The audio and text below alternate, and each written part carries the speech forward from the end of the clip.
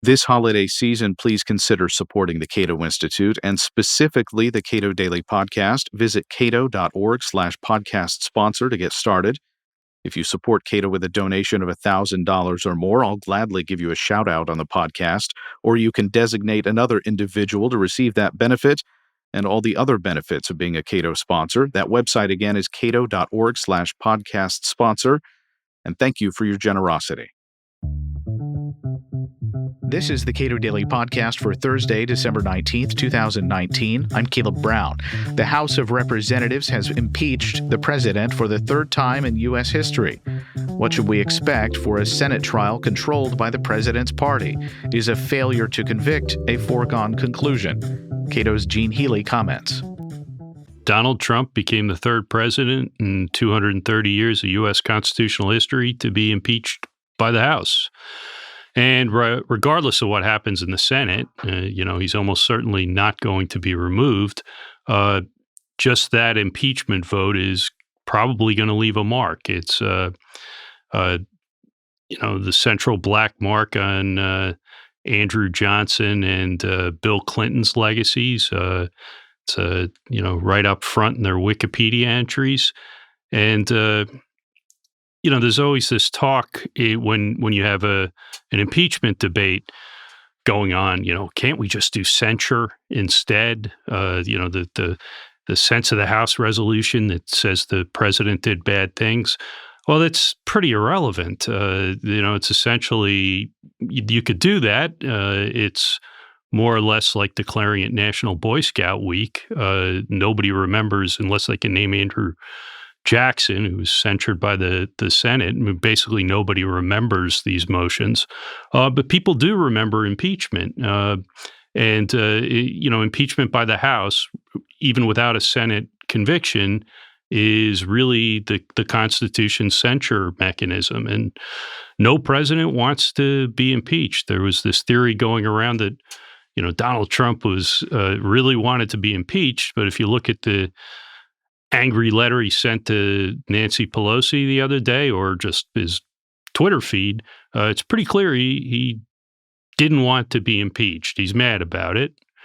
On the other hand, though, Bill Clinton reacted to his impeachment, the prospect of his impeachment, with a bunch of airstrikes, including bombing Iraq on the eve of the House vote.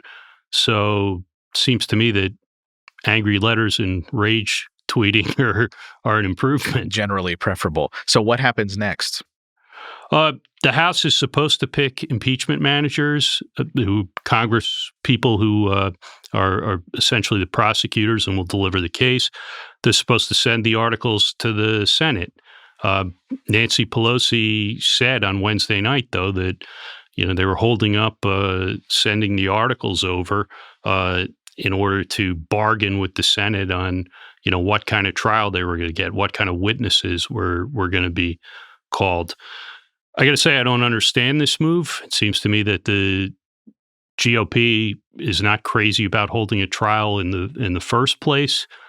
So, threatening not to make them hold a trial doesn't seem to be a great leverage. Right, but if the tactic is, and this is sort of small ball stuff here, and only historians will care about it, I think. But if the tactic is, I would like to threaten to move this trial to a less convenient time for you, Senator McConnell, is that a legit tactic?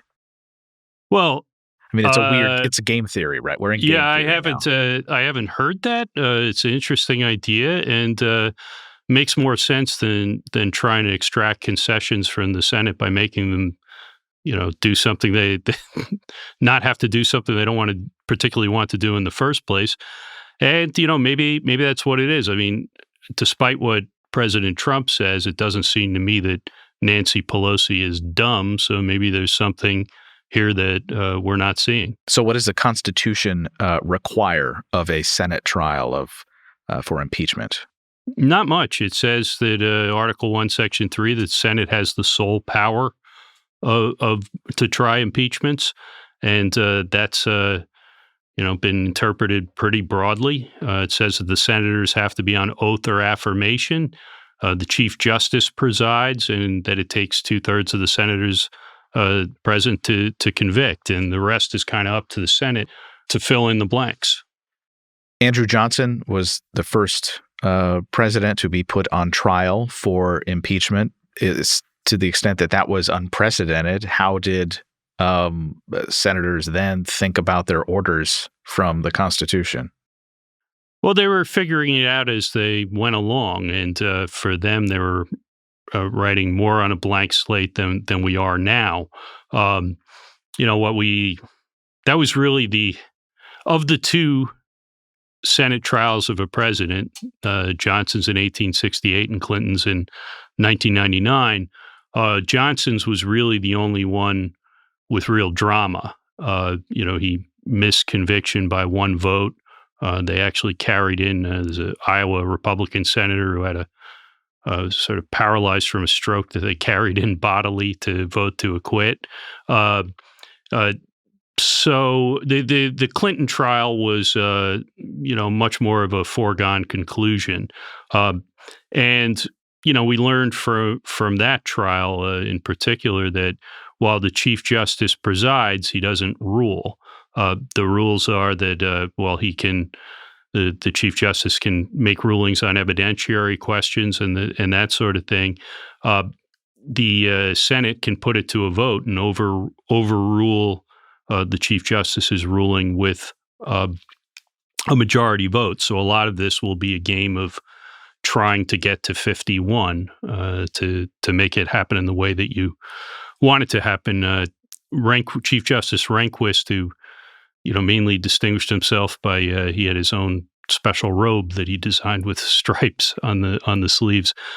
He said afterwards something to the effect of, "I did nothing in particular and did it very well." So, how will this play out? The assumption is that this trial will start in January. It could be 2 weeks. It could be 6 weeks. Bill Clinton's trial was 6 weeks. Is that right? Just over a month, Okay. if I recall correctly. They want it to be, at least the Republicans wanted to be shorter. The math says that Trump will almost certainly survive a Senate trial. To get to 67, you'd need 20 Republicans to cross the aisle and vote to convict a president of their own party. It looks extremely unlikely that's going to happen. As far as whether it will provide any real spectacle, neither Johnson or Clinton testified in their own Senate trials. Johnson apparently wanted to, but was talked down from it. It's harder to talk Donald Trump down from things like this. The Senator Cornyn, Republican from Texas, said the other day that we shouldn't call witnesses because calling witnesses would lead to a three-ring circus. But people like circuses. And it wouldn't be, at least for entertainment value, it wouldn't be the worst thing in the world to see, Mick Mulvaney, John Bolton, and Hunter Biden all called, and maybe, as the president suggested, Alan Dershowitz as his lead defense counsel. I don't know if that's going to happen. You hear different things. There are some reports that President Trump really wants to do a trial and to vindicate himself, and that would put him at odds, I think, with Senator McConnell and the GOP leadership. But I think, as we've learned over the last couple of years, when it comes to providing drama, you don't want to rule President Trump out. So, to the extent that witnesses who did not participate in the impeachment inquiry at the order of the White House, there's a not insignificant likelihood that we would learn new things from these people if they were called to testify. Yes, and if they showed up, you may run into the same problem you had at the House inquiry, that President Trump doesn't want fact witnesses with firsthand knowledge to testify. I guess They could send a sergeant at arms to arrest John Bolton, and that would provide for further drama, but it doesn't seem very practical. So there isn't then more clarity here about who may be compelled to testify than in the actual impeachment inquiry in the House? Well, I think it's pretty clear that the House, that the Senate and the House should have the power to compel attendance, but I don't see a mechanism short of an arrest by the sergeant at arms or a federal court, probably a Supreme Court decision that says they have to testify, that can force them to testify if they don't want to. Gene Healy is a vice president at the Cato Institute and author of Indispensable Remedy. And now it's time for a shout out. Tony Costanzo, thank you for supporting this podcast and the broad mission of the Cato Institute. Your contribution, in short, makes our work possible. You too can support the Cato Institute and this podcast with an end-of-the-year gift. Visit cato.org/podcast sponsor, and thank you.